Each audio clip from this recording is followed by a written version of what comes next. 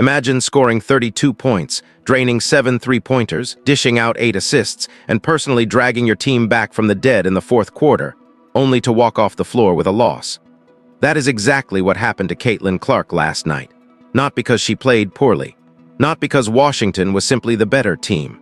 Not because the basketball gods decided to intervene at the wrong moment. Indiana lost because of a series of decisions made long before tip-off. Decisions made in front offices during free agency, decisions made on the sideline during the hottest offensive stretch of the game, and decisions made in the final seconds of overtime when the person holding the ball out of bounds should have been the person receiving it, not throwing it in. This is the story of how a generational performance got buried underneath organizational failure. This is the story of coaching decisions that continue to undermine one of the most talented players the WNBA has ever seen.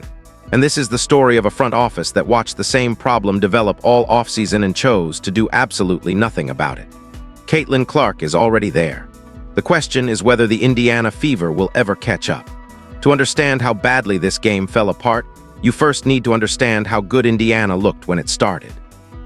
The opening quarter was exactly what you want to see from a Caitlyn Clark-led offense. The ball was moving. The spacing was working. Clark was locating open looks from deep and converting with the kind of efficiency that makes defending her such an impossible puzzle. Every single starter contributed points in the first few minutes, and Indiana came out connecting on 6 of their first 7 three-point attempts in the game's opening 7 minutes. Washington was on their heels. Indiana was in control. The Fever pushed the lead all the way out to 13 points, and the Mystics looked uncomfortable, which is precisely what needs to happen when you're playing a team that wants to grind possessions, slow the pace, and pound the paint into submission. When Indiana is moving at their tempo, when Clark is dancing off ball screens and finding open corner shooters, when the transition game is humming and the half-court sets are creating good looks, this team is genuinely difficult to beat. That first quarter was a blueprint, a 13-point lead built on ball movement, shooting efficiency, and energy that had the Indiana crowd believing this was going to be a comfortable night. Then the second quarter started and everything collapsed. Washington went on a 25-7 run in the second quarter. Read that again. 25-7. Not a gradual drift where you look up after a timeout and realize the lead has shrunk. This was a full, rapid, overwhelming collapse that flipped a double-digit Indiana advantage into a double-digit Washington lead before the first half was even finished. The Fever went from looking like a team that would win comfortably to a team that was chasing the scoreboard before halftime arrived. And this shift is worth sitting with, because it did not happen by accident. Washington did not suddenly discover a three-point shooting stroke they had been hiding. The Mystics made no dramatic tactical adjustment that required a coaching genius to counter. What Washington did was much simpler and much more devastating. They attacked the paint. They drew fouls. They got to the free throw line over and over and over again. And Indiana's half-court defense turned into a foul festival that completely destroyed the transition pace the Fever had used to build that first quarter lead. The game slowed down to Washington's tempo. And Indiana had no real answer for it, specifically because the personnel the Fever were using once the first unit rotated off the floor simply could not handle what the Mystics started throwing at them. Kiki Iriafen and Shakira Austin were catching the ball in deep post position on nearly every half-court set Washington ran. The backup frontcourt pieces Indiana threw at them could not hold their ground. Aaliyah Boston is legitimately one of the best two-way players in the entire WNBA. She can guard post players, she rebounds at an elite level, and she runs the pick and roll with Clark better than anyone else on this roster. But she is one person, and the drop-off between Boston and whoever comes behind her is steep enough that the moment Washington decided to target the second unit, the paint opened up like a wide-open highway with no traffic and no speed limit. Stephanie White kept running bench combinations that made sense on paper, but could not physically stop what Washington was doing down low. And the Fever paid for it with a run that erased everything Indiana had built. Clark was still on the floor for portions of that collapse, working to restart the offense and create something on the other end. But it did not matter, because Washington was converting at such a high rate in the paint that Indiana's perimeter scoring simply could not keep pace with the volume of easy looks the Mystics were getting. You cannot outscore an opponent who is getting layups and free throws all night just by hitting threes. The math does not work in your favor. The 13-point lead made this feel even more painful, not less, because Indiana had not sleepwalked into this situation. They had built something real. They had played good basketball. And they watched all of it vanish in approximately 8 minutes because the defensive structure behind Boston could not hold when Washington decided to apply direct pressure to the exact spots that pressure was going to hurt most. Before putting all of this at Stephanie White's feet, and there is genuinely plenty to place there, it is important to be honest about what she was actually working with. Because the roster Indiana's front office constructed heading into 2026 had a front court problem that anyone paying close attention could identify, and nobody did anything to address it. Aaliyah Boston is the anchor of this team defensively. When she is healthy and playing significant minutes, Indiana's defensive picture looks completely different from what it looked like during that second quarter disaster. She is the reason the Fever can even compete against post-heavy teams like Washington. So when Boston left in the third quarter with a lower leg injury, the entire defensive structure of the team walked off the floor with her. It is worth noting that Boston was already playing on a minutes restriction before she went down, logging only 21 minutes, which strongly suggests she was not fully healthy before the game even tipped off. That means Washington's post players were already testing a front court running thin before the injury even happened. And the moment Boston sat down for good, those looks became even cleaner. Monique Billings and Maisha Hins, Allen stepped up and put in real effort trying to cover the gap Boston left. You cannot blame either of them for not being what Boston is. But the front office's job during the offseason was to make sure that gap was not so wide that a single injury flipped the entire defensive math of a basketball game. A 58-28 paint differential does not come from your guards having a rough night. That number means Washington's post players were catching the ball in good position and finishing without real resistance possession after possession for the majority of 4 quarters and overtime. That is a roster problem. Indiana getting out-rebounded 44-29 is not just a height issue. That is a physicality and positioning issue that traces directly back to the bodies the front office chose not to bring in when the need for them was obvious and the window to act was open. The free agency decisions this past offseason left Indiana without a genuine second rim protector. So when Boston went down, White was forced to choose between undersized lineups that could move laterally and bigger lineups that could not contest the angles Washington kept creating. Neither option worked because neither option was actually designed to stop what Washington was doing. That is not a coaching failure in the moment. That is a roster construction failure made months earlier that Stephanie White is now managing consequences of in real time. Caitlyn Clark cannot guard a post player. That is not a criticism of her. It is simply the reality of her position and her physical profile. So every time Washington ran a post action and Indiana's bigs could not stop the catch or the finish, Clark stood on the perimeter watching points go up on the other side of the floor with absolutely nothing she could do about it. She scored 32 points and the Fever still lost. Indiana scored 102 points total and still lost. That number alone tells you exactly where this game broke down, and it was not on the offensive end. Now we get to Stephanie White, and this is a more complicated conversation, because White has shown real capability in building something with this group. There are stretches where Indiana looks exactly like the team Clark deserves to be playing on, but some of the decisions made in this game are genuinely difficult to explain away. With Washington holding the lead in the fourth quarter and the game looking increasingly like a loss, Clark simply started cooking. Fading threes from logo distance. Contested pull-ups when Washington's defenders tried to give her space. Drives and finishes when Washington's guards started cheating off the three-point line in self-defense. Indiana went from a team that looked finished to a team that was right back in the game because one player decided she was not going home without a fight.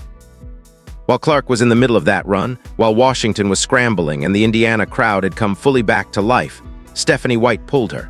Not because Clark picked up a foul, not because she looked exhausted, not because there was a strategic reason that would make sense to even the most generous observer. White made a rotation call that removed the hottest player in the building from the floor, and Indiana's offense went completely and immediately flat the moment Clark sat down. This is not an isolated incident.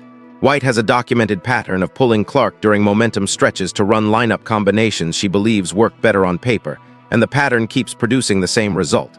The Fever lose whatever Clark built during that stretch and have to climb all over again.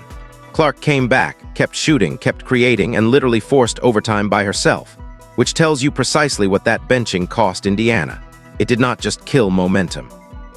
It cost the Fever the time they needed to build a lead large enough to actually close the game out in regulation, instead of heading to overtime where anything can happen. Overtime did not get better from a decision-making standpoint. Clark kept fighting and creating, but Kelsey Mitchell started forcing isolation shots on possessions that should have been run through Clark. And White never made the adjustment to run the offense through the player who had just personally dragged the entire team back from the edge of a regulation loss. Mitchell missed a wide-open layup that would have given Indiana the lead. Mitchell is a real player, and she has been genuinely good for this team. But hero ball in overtime is a system failure before it ever becomes a player failure, because a coaching staff that has not established who takes the critical shots in late-game situations is setting its players up to freelance when the lights are brightest and the margin for error is smallest. And then came the inbound play. Final seconds, the Fever needing a basket to survive.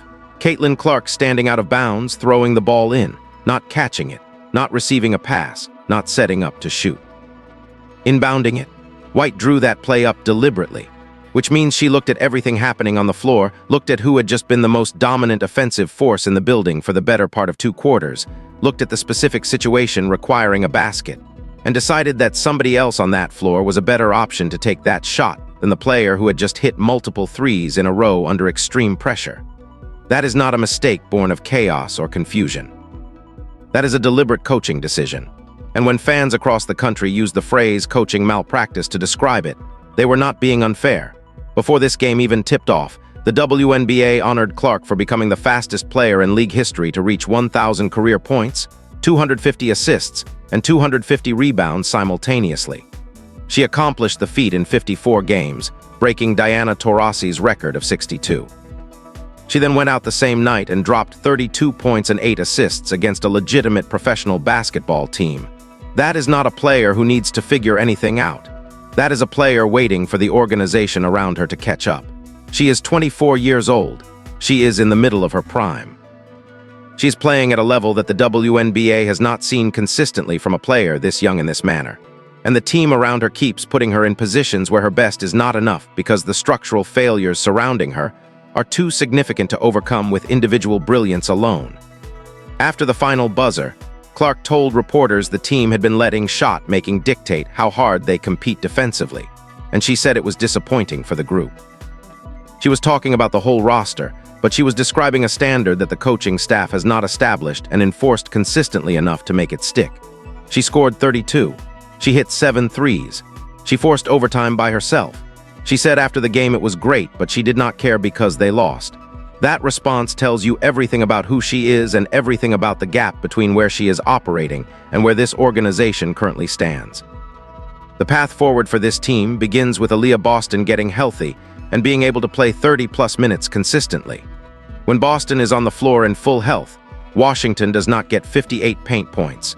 She is the one player on this roster capable of guarding legitimate post threats, holding position on the glass, and running the 2-man game with Clark at a level that gives Indiana a real chance against any team in the league. The Fever's current 1-2 record and back-to-back home losses do not reflect what this team looks like with Boston healthy and available for meaningful minutes. Lexi Hall matters in this conversation as well. Hall gives Indiana a wing defender capable of guarding multiple positions and taking genuine defensive pressure off Clark on the perimeter. If she continues developing in that role, the Fever have a 2-way piece that fits what this team actually needs on both ends of the floor. But none of that solves the front court depth problem the front office constructed this offseason. If Indiana genuinely wants to compete for a championship in 2026, they need a legitimate rim protector behind Boston. Someone capable of holding the paint when Boston is resting, or when teams like Washington decide to run post actions for 48 straight minutes with no meaningful resistance. That player does not exist on this roster right now. The front office knew that when free agency closed. The question is whether they will acknowledge it before the Fever have burned through too many games finding out the hard way. Stephanie White is a harder conversation without an easy resolution. There are real moments where she looks like the right coach for this team. But pulling Clark during her hottest stretch, designing a final possession where Clark is the one throwing the ball in rather than receiving it, and failing to establish who closes games in overtime situations, those are not minor adjustments. Those are decisions that directly cost Indiana wins that are sitting there available to be taken. Caitlyn Clark's performance last night was not a silver lining. It was not an encouraging sign that things are trending in the right direction despite the loss. It was a warning signal that should be making everyone inside that organization uncomfortable. When one player can score 32 points, drain 7 threes, hand out 8 assists, and single-handedly force overtime, and the team still loses by being out-rebounded 44-29 and outscored 58-28 in the paint, that is not bad luck. That is not a one-off result explained away by circumstance. That is a structural problem with roots that go deeper than any single game can reveal. Clark is already operating at the level of a player who can determine the outcome of basketball games by herself. She cannot keep doing it alone. The front office needs to build the front-court depth that was obviously missing before this season even started. Stephanie White needs to stop pulling Clark during momentum runs and start designing late-game situations that maximize what her best player can actually do. And this organization needs to decide whether they are going to become worthy of what Clark is bringing to this franchise every single night. Indiana scored 102 points and still lost. That number is not a badge of honor. That is a verdict delivered by the game itself on a team whose offense has outpaced its ability to compete on the other end of the floor. Caitlyn Clark is not the problem. She is the reason this is still worth watching. But unless the Fever make real changes in the front office, in the rotation, in the late-game decision-making, we are going to keep having this same conversation. A historic individual performance, a preventable team loss, and a player who is already where she needs to be, still waiting for everyone else to arrive. Comment below what you think needs to change, because this team has real talent and it is being wasted. Caitlyn Clark had no business being on the wrong side of last night's result. Do not let it keep happening. Like, subscribe, and turn on all notifications so you never miss our WNBA coverage. Click the video on screen and we will see you in the next one.